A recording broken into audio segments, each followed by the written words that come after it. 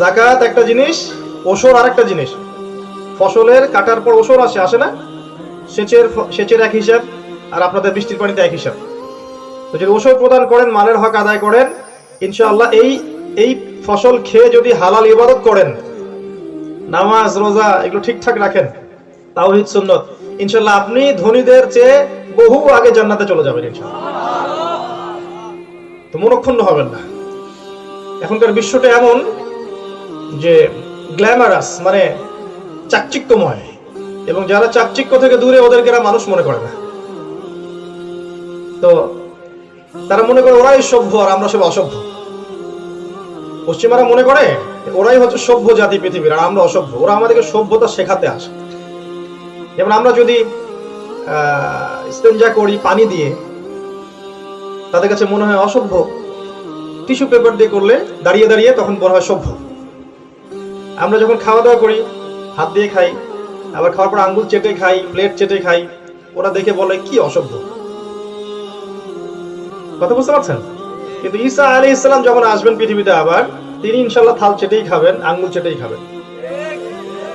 তিনি শেখাবেন সভ্যতা কাকে বলে। ওরা আমাদের কাছে সভ্যতা শেখায়। তারা মনে করে ওরা সিভিলাইজড পিপল আর আমরা আনসিভিলাইজড। এই জন্য দেখবেন সব সংস্কৃতি অপসংস্কৃতি ওখান থেকে ছড়ায় পড়ছে। মিলাই দেখাচ্ছি আপনাকে। এই যে সারা বিশ্বে সুদ চলছে, কোত্থেকে আসছে? বাংলাদেশ থেকে আসছে? ওই ইউরোপিয়ান সিভিলাইজেশন থেকে আসছে, পশ্চিমা বিশ্ব থেকে আসছে। সারা বিশ্বে পর্নোগ্রাফি চলছে না? সারা বিশ্বের যেখানে যাবেন পর্নোগ্রাফি কোথা থেকে প্রডিউস হয়, উৎপন্ন হয় কোথা থেকে? এখান থেকে, এই দেশ থেকে, ওই দিক থেকে। সারা বিশ্বে দেখবেন গ্লোবাল শিরক চলছে, প্রত্যেকটা সেক্টরে শিরক। এই শিরক গুলো দেখবেন ওখান থেকে বের হচ্ছে। আপনি যে সেক্টর দেখেন, মাদকের সেক্টর দেখেন, পর্নোগ্রাফি দেখেন, বেহায়াপনা দেখেন, ফ্রি মিক্সিং দেখেন, মেয়েদের অবাধ বেলাল্লাপনা দেখেন, সবগুলো উৎস হচ্ছে পশ্চিমা সভ্যতা। আপনার চোখ ভালো করে দেখেন, ওই দিক থেকেই সমস্ত ফিতনা সারা বিশ্বে ছড়িয়ে পড়েছে। যাই হোক, আমি টপিকে ফিরে আসছি যে এই যে সময়টা আল্লাহ পাক দিয়েছেন আমাদের যৌবনকালটা, এখানে কি করা উচিত ছিল আর আমরা কি করছি, এটা আমাদেরকে ভালো করে বুঝতে হবে। ওই দিন আরশের ছায়া আল্লাহ পাক যাকে ছায়া দিবেন, সে ব্যক্তি সফল, আর কেউ সফল না। মনে রাখবেন, ওই দিন কিয়ামতের মাঠে যে জান্নাতে যেতে পারবে, পুলসিরাত পার হতে পারবে, জাহান্নাম থেকে বাঁচতে পারবে, একমাত্র সেই ব্যক্তি সফল, আর কেউ সফল না। আব্দুল্লাহ বিন রাওয়াহা রাদিয়াল্লাহু আনহু একজন সাহাবী ছিলেন। নাম শুনেছেন? কে বলতে পারবেন কোন যুদ্ধে শহীদ হয়েছেন? কে বলছেন? মাশাআল্লাহ, মুতার যুদ্ধে শহীদ হয়েছেন। তিনজন সাহাবীকে নবী সাল্লাল্লাহু আলাইহি ওয়াসাল্লাম সেনাপতি করেছিলেন মুতার যুদ্ধে। আমাদের সৈন্য সংখ্যা অল্প কিছু ছিল, 10-20-30 হাজার। ওদের লক্ষাধিক রোমকদের। নবীজি বললেন সাল্লাল্লাহু আলাইহি ওয়াসাল্লাম, প্রথমে পতাকা বহন করবে যায়েদ ইবনে হারেসা। যদি যায়েদ ইবনে হারেসা রাদিয়াল্লাহু আনহু শহীদ হয়, তাহলে পতাকা বহন করবে কে? আব্দুল্লাহ বিন রাওয়াহা রাদিয়াল্লাহু আনহু। যদি আব্দুল্লাহ বিন রাওয়াহা রাদিয়াল্লাহু আনহু শহীদ হয়, তাহলে পতাকা বহন করবে জাফর ইবনে আবি তালেব। যদি জাফর ইবনে আবি তালেব শহীদ হয়ে যায়, তাহলে তোমরা তোমাদের মধ্যে একজন আমির নিযুক্ত করে নিও। পরে সে আমির হয়েছেন খালিদ বিন ওয়ালিদ রাদিয়াল্লাহু আনহু। আমি বলতে চাচ্ছি, আব্দুল্লাহ বিন রাওয়াহা রাদিয়াল্লাহু আনহু যখন এই যুদ্ধে যাচ্ছেন, খুব কান্নাকাটি করছেন, অঝোর নয়নে কাঁদছেন। তাকে জিজ্ঞেস করা হলো, আপনি কি মৃত্যুকে ভয় পাচ্ছেন? আব্দুল্লাহ বিন রাওয়াহা রাদিয়াল্লাহু আনহু বললেন, জি না, আমি এটার কথা চিন্তা করে কাঁদছি না। আমি সূরা মারিয়ামের একটা আয়াতের কথা মনে করে কাঁদছি, যে আয়াতটার মধ্যে বলা হয়েছে যে এমন কোন সত্তা নেই যাকে এই পুলসিরাত পার হতে হবে না। ওয়া ইন মিনকুম ইল্লা ওয়ারিদুহা কানা আলা রাব্বিকা হাতমান মাকদিয়া। এই আয়াতটা চিন্তা করে আমি কাঁদছি। মানে এমন কোন সত্তা নাই বা কোন ব্যক্তি নাই যাকে পুলসিরাত পার হতে হবে না। সাহাবী আব্দুল্লাহ বিন রাওয়াহা রাদিয়াল্লাহু আনহু, যিনি মুতার যুদ্ধে শহীদ হয়েছেন, যিনি ইনশাআল্লাহ এখন জান্নাতে আছেন, তিনি পৃথিবীতে এভাবে চিন্তা করতেন এবং কাঁদতেন। আমাদের ইয়াং জেনারেশন থেকে তাকান, পর্ন আসক্ত যারা, পর্নে আসক্ত, চোখ দিয়ে কখন আল্লাহর ভয় পানি বের হবে? মানসিকতা, মগজটাকে চেঞ্জ করে ফেলা হয়েছে। পর্নাসক্ত যুবক কখনো একটা মেয়ের দিকে সম্মানের দৃষ্টিতে তাকাতে পারবে না। এমনকি দেখা যায় নিজের কাজিন, নিজের আত্মীয় স্বজন যারা মেয়ে আছে, খালাতো বোন, মামাতো বোন, ইভেন ছোট ছোট বাচ্চা কাচ্চা যারা একটু উঠতি বয়স হচ্ছে, এদের দিকে দেখবেন সম্মানের দৃষ্টিতে তাকাতে পারবে না। ওর কাছে মনে হবে মেয়ে মানে একটা ভোগের বস্তু, আর কিছু না। দৃষ্টিভঙ্গি দুই রকম হয় মেয়েদের ক্ষেত্রে, একটা সম্মানের দৃষ্টি, একটা অসম্মানের দৃষ্টি, একটা ভোগের দৃষ্টি। খেয়াল করে দেখেন, আপনি আপনার মায়ের দিকে যখন তাকান, অসম্মানের চোখ আসে কখনো? ভালোবাসা, মমতার চোখ আসে না? শ্রদ্ধার চোখ আসে না? বোনের দিকে তাকান, কখনো অসম্মানের দৃষ্টিতে তাকিয়েছেন? স্ত্রীর দিকে তাকাচ্ছেন, তখন কি আপনার অসম্মান দৃষ্টি তাকাচ্ছেন, ভোগের দৃষ্টি তাকাচ্ছেন? আপনি ভালোবাসার দৃষ্টিতে, সম্মানের দৃষ্টিতে, স্নেহের দৃষ্টিতে তাকাচ্ছেন, তাই না? কিন্তু যখন আপনি একটা বেগানা বেপর্দা মেয়েদের হিউজ ক্রাউড দেখবেন রাস্তাঘাটে চলতে গিয়ে ঢাকা শহরে, আপনি দেখবেন আপনার দৃষ্টিটা সম্মানের দৃষ্টি নাই, আপনার চোখের নজরটা আর সম্মানের নজর নাই, আপনি তার দিকে সম্মান দিতে পারছেন না। তো পর্নোগ্রাফির মাধ্যমে এবং এই অশ্লীলতার মাধ্যমে, বেপর্দার মাধ্যমে দৃষ্টিভঙ্গি, মাইন্ডসেটটাকে চেঞ্জ করে ফেলা হয়েছে। এখনকার ইয়াং জেনারেশন যারা পর্ণাসক্ত, তারা যখন মেয়ের দিকে তাকাবে অসম্মানের দৃষ্টিতে দেখবে এবং ভোগের দৃষ্টিতে দেখবে। যখন আপনি ভোগের দৃষ্টিতে দেখবেন, আর যদি আপনার ভিতরে তাকওয়া না থাকে, নামাজ নাই, ইসলাম নাই, সুন্নত নাই, কোরআন নাই, কিচ্ছু নাই, সারাদিন পাপাচার মানে পাপ কাজে লিপ্ত, এই ব্যক্তি তখন সমূহ সম্ভাবনা আছে যে ধর্ষক হয়ে যাবে। এই ব্যক্তির সমূহ সম্ভাবনা আছে যে সে ওই মেয়েকে যদি একা পায় খারাপ কিছু করে ফেলবে, কারণ তার মাইন্ডসেটটাকে চেঞ্জ করে ফেলা হয়েছে। আর এই মাস্টার প্ল্যানটা করেছে পশ্চিমারা, সারা বিশ্বে পর্ন ছড়িয়ে দিয়েছে যাতে সমাজে হিউজ ফাসাদ এবং কলিউশন সৃষ্টি হয়ে যায়, ছেলেদের দৃষ্টিভঙ্গি চেঞ্জ হয়ে যায়, মেয়েদের দৃষ্টিভঙ্গি চেঞ্জ হয়ে যায়। এখন তো মেয়েরাও পর্ন দেখে এবং তারাও পর্ন দেখে, ওদের দৃষ্টিভঙ্গিও চেঞ্জ হয়ে গেছে। ওরাও যখন একটা ছেলের দিকে তাকায়, ভোগের দৃষ্টিতে তাকায়, সম্মানের দৃষ্টিতে তাকায় না। যারা এডিক্টেড, এটা ওয়ান কাইন্ড অফ, এটা এক ধরনের, এটা ওয়ান কাইন্ড অফ, ওই যে ড্রাগ অ্যাডিকশন আছে না, এটা একটা one kind of addiction. Pornography মাথায় সাময়িকভাবে একটা উত্তেজনা সৃষ্টি করে। আর যারা এভাবে এডিক্টেড, দেখবেন বৈবাহিক জীবন বলতে এদের কিছু নাই। বৈবাহিক জীবনে স্ত্রীকে স্যাটিসফাই করা, স্ত্রীকে প্রশান্তি দেওয়া এদের পক্ষে সম্ভব না। একটা স্ত্রী তার কাছে অনেক, একাধিক বিয়ে তো অনেক দূরের কথা। যারা পর্ন এডিক্টেড তাদের বিষয়টা এমন হয়, এবং দেখবেন বিয়ের আগেই বিয়ে করতে ভয় পাচ্ছে, এবং কারণ সে নিজের উপর জুলুম করে এমন এমন কিছু সমস্যা সৃষ্টি করে ফেলেছে নিজের উপরে, যে এখন সে আনকনফিডেন্ট যে আমি বিয়ে করলে আদৌ কিছু করতে পারবো কিনা। কথা কি বুঝতে পারছেন? এই বিষয়গুলো এমনি এমনি হয়নি, প্ল্যানিং করে ছড়িয়ে দেওয়া হয়েছে যাতে করে মাইন্ডসেটটা চেঞ্জ হয়ে যায়। আমাদের মাইন্ডসেটকে চেঞ্জ করা হয়েছে। দেখবেন আপনি আর আমি এখন এমন মানসিকতার মানুষ হয়ে গেছি যে আমরা প্রাইভেট লাইফ আর পাবলিক লাইফের পার্থক্য বুঝি না। ভালো করে বোঝেন, একটা পাবলিক লাইফ আছে, মানুষের সাথে ডিলিংস করি, পাবলিক লাইফ। প্রাইভেট লাইফ কি? প্রাইভেট লাইফে আপনি একা একা ঘুমান, একা একা আপনার স্ত্রীকে সময় দেন, আপনার প্রাইভেট একটা জীবন আছে না, ওই প্রাইভেসি, আপনার ব্যক্তিগত জীবন, কেউ এটা জানে না। এখনকার এই টেকনোলজি গুলো যা করেছে, সহজলভ্য করে দিয়ে যে আমাদের প্রাইভেট লাইফটাকে পাবলিক লাইফ করার মতো মানসিকতা তৈরি করে দিয়েছে। দেখবেন প্রাইভেট লাইফে একটা ছেলে তার ওয়াইফের সাথে শুয়ে আছে, সে সুন্দর করে একটা পিকচার তুলে ফেসবুকে দিয়ে দিল, করতেছে না? ওর এই চিন্তাটা নষ্ট হয়ে গেছে, কোনটা প্রাইভেট লাইফ আর কোনটা পাবলিক লাইফ। এই চিন্তাটা, চেতনাটাকে নষ্ট করে ফেলা হয়েছে, এবং এটা ওরা করছেন, আপনি নিজেই করে দিবেন। আপনার মাইন্ডসেট চেঞ্জ করে দেওয়া হয়েছে, ওরা করবে না, আপনি নিজেই নিজের সব আপলোড করা শুরু করবেন।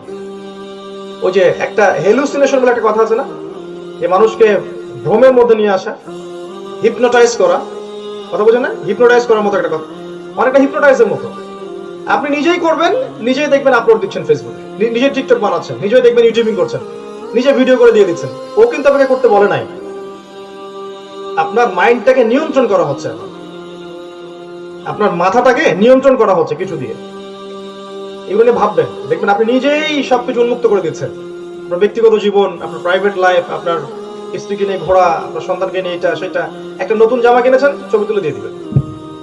স্ত্রীর সাথে কোথাও গেলেন, চটপটি খাচ্ছেন, ফুচকা খাচ্ছেন, ছবি তুলে দিয়ে দিবেন। আর আপনি নিজেই দেখবেন নিজের সব সতর্কটা উন্মুক্ত করে দিচ্ছেন।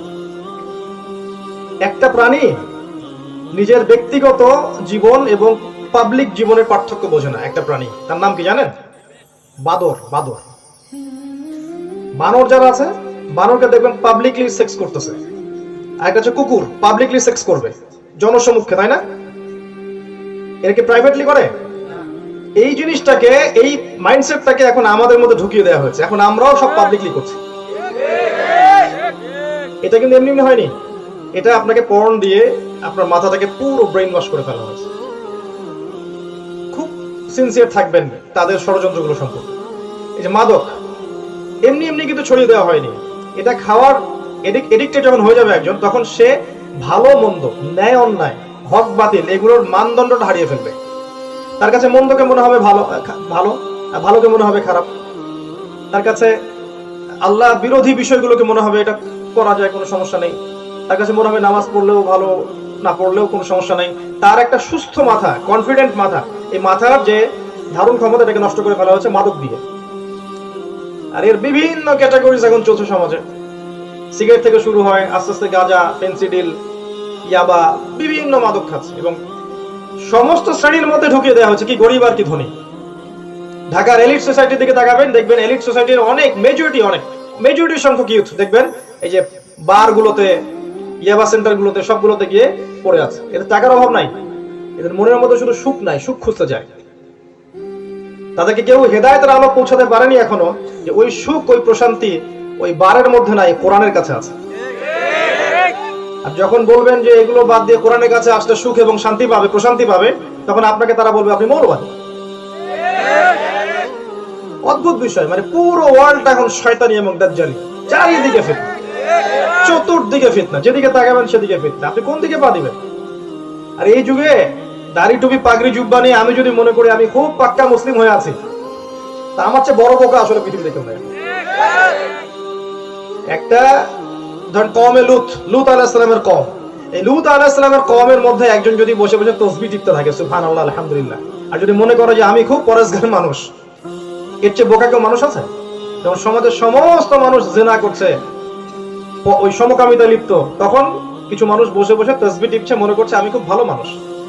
যদিও সনদটা দুর্বল, আল্লাহ পাক বলেছেন ওই ভালোগুলোকে সহ ধ্বংস করে দাও।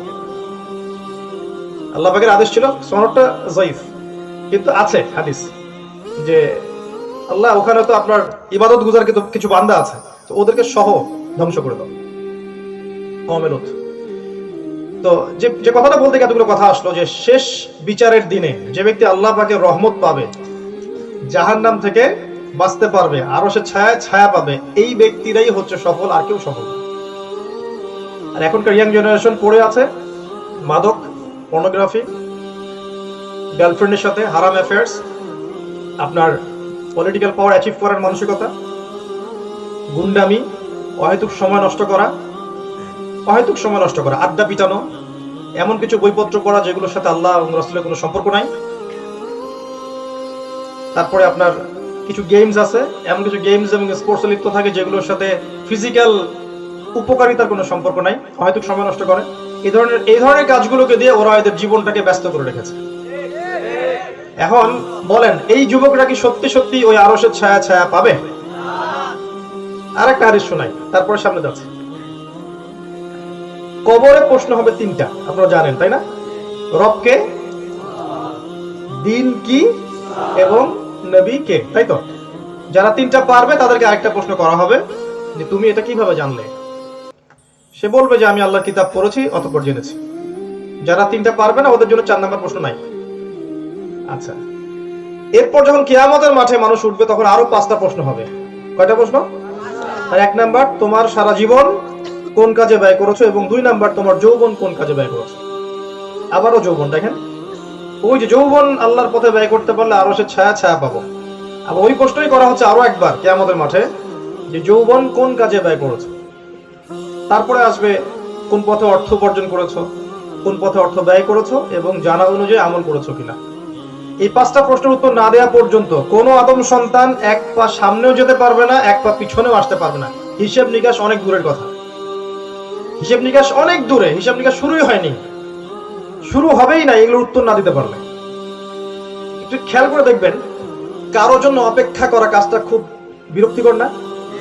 মনে করেন আপনি এসি রুমে বসে আছেন, এখানে সূর্য আপনার মাথার উপরে নাই, এসি রুমে বসে আছেন, কমফোর্টেবলি বসে আছেন, চা আছে সামনে, নাস্তা আছে, একটা বই আছে, পেপার আছে, আপনি ওয়েট করছেন একজন আসবে, বললো যে 1 ঘন্টা পর আসবে, আপনি 1 ঘন্টা সময় কাটাচ্ছেন, 1 ঘন্টা হয়ে গেল, আপনার চা শেষ, বিস্কুট শেষ, পড়াশোনাও শেষ, মাশাআল্লাহ, সে আসে নাই, আপনার বিরক্ত লাগা শুরু হবে। তারপর আরো 1 ঘন্টা গেলে আপনি আরো বিরক্ত হবেন, তখন উঠে হাঁটাহাঁটি শুরু করবেন, এখন আসে না কেন। আরো 1 ঘন্টা গেলে আরো বিরক্তি লাগা শুরু করবে। এভাবে যদি পুরো দিন আপনার কারোর জন্য অপেক্ষা করতে হয়, আপনি বুঝবেন অপেক্ষা করার কষ্ট কত, তাই না?